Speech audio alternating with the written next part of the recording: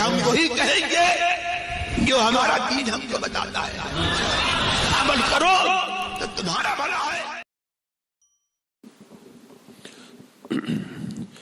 الحمد للہ رب العالمین والصلاة والسلام على سید الانبیاء والمرسلین، اما بعد فاعوذ باللہ من الشیطان الرجیم، بسم اللہ الرحمن الرحیم، ان اللہ وملائکتہ یصلون علی النبی یا ایہا الذین آمنوا صلوا علیہ وسلموا تسلیما، اللهم صل على سيدنا وشفينا وحبيبنا ومولانا محمد وبارك وسلم صلاة وسلاما عليك يا رسول الله صلى الله تعالى عليك وسلم، وهو الذي أرسل الرياح بشرا بين يدي رحمتي وأنزلنا من السماء ماء طهورا لنحيي به بلدة ميتا ونسقيه مما خلقنا انعاما وعناسيا كثيرا۔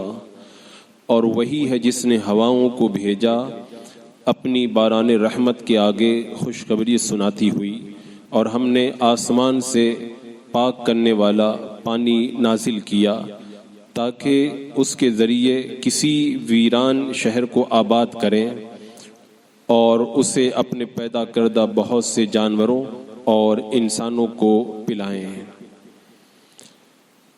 اس سے پہلے جو آیات کریمہ تھی ان میں اللہ تبارک و تعالیٰ نے اپنے احسانات کا تذکرہ کیا تھا۔ اب ان آیات میں اور دیگر عظیم احسانات کا ذکر ہو رہا ہے۔ یہاں پہ جو یہ فرمایا گیا کہ اللہ تبارک و تعالیٰ نے ہواؤں کو بھیجا جو باران رحمت کے آگے خوشخبری سناتی ہوئی آتی ہیں، اور پھر اللہ تبارک و تعالیٰ باران رحمت کا نزول فرماتا ہے، یعنی بارش کا پانی یہ اللہ کی کتنی بڑی نعمت ہے۔ یہی بارش کا پانی اترتا ہے تو لوگ سیراب ہوتے ہیں، اور پھر بعد میں زمین میں چلا جاتا ہے، کنویں کے اندر سے نکالا جاتا ہے، کبھی زمین سے چشمہ بن کے پھوٹتا ہے۔ اور رب نے یہاں پہ فرمایا کہ طہور اس پانی کو کہتے ہیں جو خود بھی پاک ہوتا ہے اور ناپاک چیزوں کو بھی پاک کرنے والا ہوا کرتا ہے۔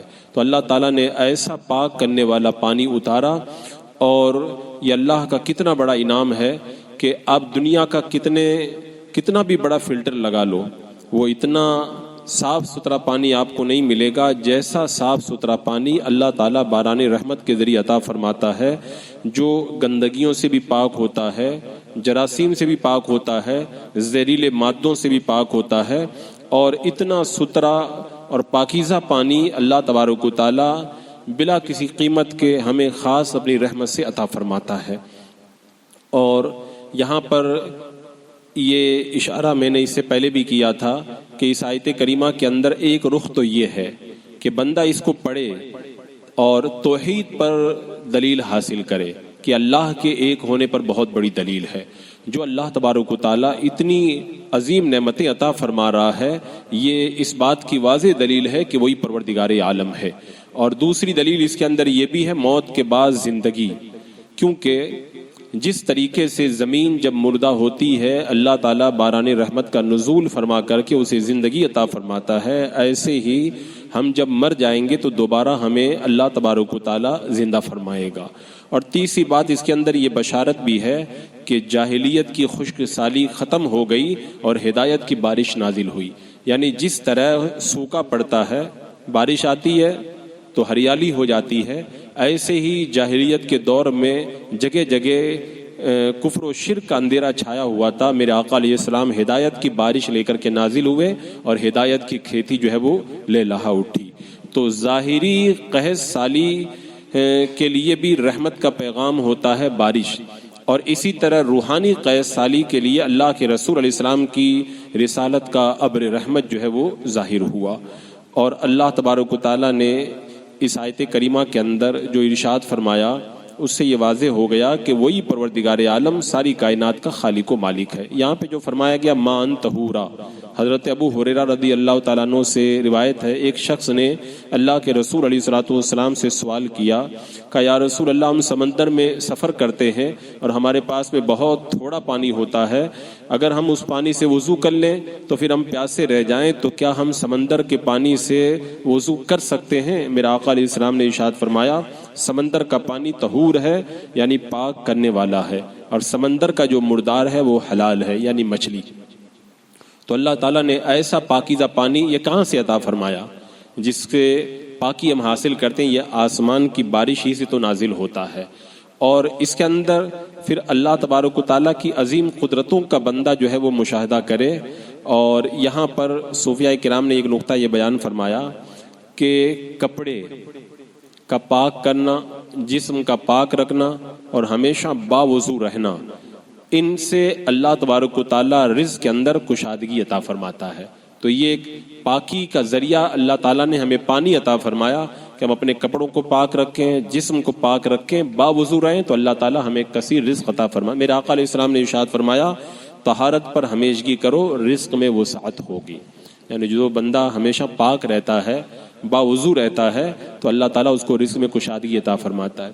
اب جو بندہ نماز بھی نہیں پڑھتا اور کھڑے کھڑے پیشاب کرتا ہے اور جہاں مرضی آتا ہے ویسے ہی زندگی گزارتا ہے، اور اس کے بعد میں باباؤں کے یہاں چکر لگاتا ہے کہ ایک تعویذ مل جائے اور یہ مل جائے وہ مل جائے تاکہ میری روزی میں اضافہ ہو جائے، تو اس کو یہی کہا جائے گا کہ تجھے کہیں چکر لگانے کی ضرورت نہیں ہے، رزق میں اگر کشادگی چاہتے ہو تو میرے آقا علیہ السلام نے فرما دیا پاکی پر ہمیشگی اختیار کرو۔ جب ہمیشہ پاک رہو گے اللہ تعالیٰ رزق کے اندر کشادگی عطا فرمائے گا۔ اور صوفیاء کرام فرماتے ہیں کہ طالب صادق پر لازم ہے وہ ہمیشہ باوضو رہے، یعنی طہارت پر مداومت کرے کہ اس سے رزق ظاہری روزی بھی ملتی ہے اور رزق باطنی یعنی اللہ تبارک و تعالیٰ کی بارگاہ سے جو روح کی غذا ہے، روحانیت، اللہ تعالیٰ وہ بھی عطا فرماتا ہے۔ یہی کیا کم ہے جو بندہ ہمیشہ باوضو رہتا ہے، فرشتے اس کے ساتھ میں اس کی صحبت میں رہتے ہیں، اور بندہ اگر جو ہے وہ ناپاکی کی حالت میں رہے تو آپ کو پتہ ہی ہے، آپ نے سنا ہے کہ جب غسل فرض ہو جائے تو بندہ اگر جنابت کی حالت میں رہتا ہے تو رحمت کے فرشتے وہاں پہ نہیں آتے ہیں۔ اب جو بندہ رات میں ناپاک ہوا، فجر کی نماز بھی نہیں پڑھتا اور ایسے ناپاکی میں سویا رہتا ہے اور پھر کہتا ہے حضرت کچھ کر دیجئے تاکہ میری روزی میں اضافہ ہو جائے، رحمت کے فرشتوں کو تو تم اپنے گھر میں داخل ہونے پہ پہلے ہی پابندی لگا کے رکھے تو کہاں سے روزی میں اضافہ ہوگا؟ اور اللہ تبارک و تعالیٰ نے یہاں پر جو یہ ارشاد فرمایا لِنُحْيَ بِهِ بَلْدَةً مَيْتًا، تاکہ ہم آباد کریں ایسے شہروں کو جہاں پر جو ہے وہ مردنی چھائی ہوئی ہے، یعنی درخت نہیں ہے، پھل نہیں ہے، چراگاہیں نہیں ہے، اللہ تعالیٰ بارش کو نازل فرما کر کے ان جگہوں کو آباد فرما دیا کرتا ہے۔ تو یہ اللہ تبارک و تعالیٰ کی قدرت کی کتنی بڑی نشانی ہے۔ اور اس آیت کریمہ میں جو رب نے یہ ارشاد فرمایا کہ ہم اس کے ذریعے بہت سارے انسانوں کو بھی سیراب کرتے ہیں اور چوپایوں کو بھی سیراب کرتے ہیں۔ آپ دیکھ لیں دنیا میں پائی جانے والی بے شمار مخلوق، صرف انسان نہیں بلکہ پیڑ پودے بھی پانی ہی سے زندہ ہیں، حیوانات بھی پانی ہی سے زندہ ہیں۔ تو یہ اللہ تبارک و تعالیٰ نے جو زندگی عطا فرمائی ہے یہ پانی کے ذریعے رب نے زندگی عطا فرمائی ہے۔ اور یہاں پر ایک بات اور یہ بھی ارشاد فرمائی گئی کہ میرے آقا صلی اللہ تعالیٰ علیہ وسلم جب دنیا میں جلوگر نہیں ہوئے تھے تو اس وقت پوری کائنات کے اندر ایک طرح سے کفر کی مردنی چھائی ہوئی تھی۔ میرے آقا تشریف لائے تو وہ کفر کا اندھیرا چھٹ گیا اور ہدایت اور رحمت کی ہریالی پوری کائنات کے اندر چھا گئی۔ اور یہاں پر ایک بات صوفیاء کرام نے یہ بھی ارشاد فرمائی کہ بارش سے پہلے عموماً ہوائیں چلتی ہیں۔ یہ ہوائیں کیوں چلتی ہیں؟ رب نے فرمایا بشارت دینے کے لیے۔ کس چیز کی بشارت؟ یہ بشارت دینے کے لیے کہ اللہ تعالیٰ کی رحمت اب نازل ہونے والی ہے۔ آپ دیکھیں کہ جب گرمی اور لو کے تھپیڑے چلتے ہیں اور لوگ جو ہیں وہ ہائے وائے کر اٹھتے ہیں اور پھر اس کے بعد میں بادل چھاتے ہیں اور ہوا آتی ہے تو کتنی خوشی ہوتی ہے۔ رب نے فرمایا یہ ہوائیں بشارت لے کر کے آتی ہیں۔ اب ہم کو تو اللہ کی اس رحمت کا احساس نہیں ہوتا، ہم پانی پیتے ہیں، پتہ نہیں بعد میں کتنے لوگ ایسے جو الحمدللہ کہتے ہیں کہ نہیں کہتے ہیں، لیکن اگر آپ روزہ رکھیں اور لو کے تھپیڑے چل رہے ہوں اور حلق جو ہے وہ سوکھ کر کے کانٹا ہو جائے اور پانی کے انتظار میں آپ افطاری کا انتظار کریں، اس کے بعد میں جب پانی پیتے ہیں تو آپ کو کتنی فرحت ہوتی ہے، اس کے بعد میں جب آپ کہتے ہیں الحمدللہ رب العالمین، تو اس وقت جو خوشی آپ کو ہوتی ہے، اللہ کا شکر ادا کرتے ہیں، تو اس کا احساس اسی کو ہو سکتا ہے جو پیاس کے لمبے دور سے گزر کر کے آیا ہو۔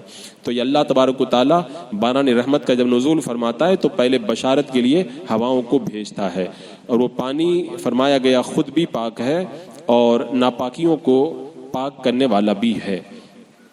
اور ایک بات آگے اس آیت کریمہ میں پھر یہ ارشاد فرمائی گئی کہ وَلَقَدْ صَرَّفْنَاهُ بَيْنَهُمْ لِيَذَّكَّرُوا فَأَبَى أَكْثَرُ النَّاسِ إِلَّا كُفُورًا، یعنی رب نے یہاں پر یہ ارشاد فرمایا کہ وَلَقَدْ صَرَّفْنَاهُ، جو یہ پیچھے جو نشانیاں بیان کی گئی ان نشانیوں کے بارے میں فرمایا گیا کہ ہم نے اسے ان کے درمیان بانٹ دیا تاکہ وہ غور کریں، تو بہت سے لوگوں نے نہ مانا مگر ناشکری کرنا۔ پھر رب فرماتا ہے کہ وَلَوْ شِئْنَا لَبَعَثْنَا فِي كُلِّ قَرْيَةٍ نَذِيرًا، اور اگر ہم چاہتے تو ہر بستی میں ڈر سنانے والا بھیج دیتے۔ آپ دیکھیں کہ میرے آقا علیہ الصلوۃ والسلام جب تشریف نہیں لائے تھے تو اس سے پہلے تو انبیاء کرام آتے رہتے تھے، جب میرے آقا علیہ السلام تشریف لے آئے تو اس کے بعد میں انبیاء کرام کے آنے کا سلسلہ بند ہو گیا۔ تو اللہ تعالیٰ چاہے تو اب بھی نبیوں کو، بے شمار نبیوں کو بھیج سکتا ہے، لیکن اب نہیں بھیجا، اللہ نے اپنے نبی کو بھیج کر کے نبوت کا دروازہ بند کر دیا۔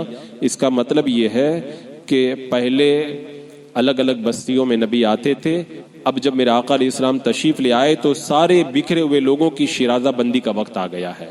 آپ کو معلوم ہے چراغ جلائے جاتے ہیں رات میں، لیکن جب آفتاب نکل جاتا ہے تو چراغوں کو بجھا دیا جاتا ہے۔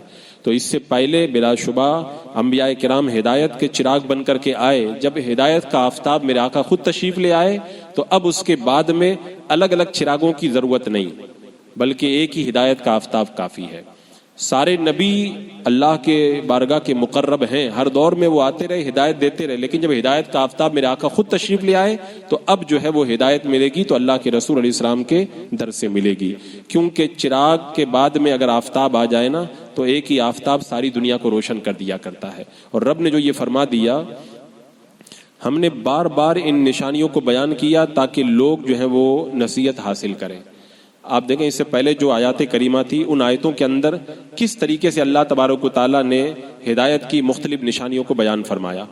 ابھی جو بارش کا ذکر چل رہا تھا اسی میں آپ دیکھ لیں، حضرت اکرمہ بیان کرتے ہیں کہ اللہ تبارک و تعالیٰ نے آسمان سے پانی کا جو بھی قطرہ اتارا اس سے زمین میں کوئی نہ کوئی سبزہ پیدا ہوتا ہے اور یا پھر سمندر میں کوئی نہ کوئی موتی ضرور پیدا ہوتا ہے۔ اللہ کی رحمت خالی نہیں جاتی۔ اور حضرت ابن عباس کہتے ہیں کہ ہر آنے والے سال میں پچھلے سال سے زیادہ بارش ہوتی ہے، لیکن اللہ تبارک و تعالیٰ بارش کو اپنے بندوں میں مختلف علاقوں میں گردش دیتا رہتا ہے۔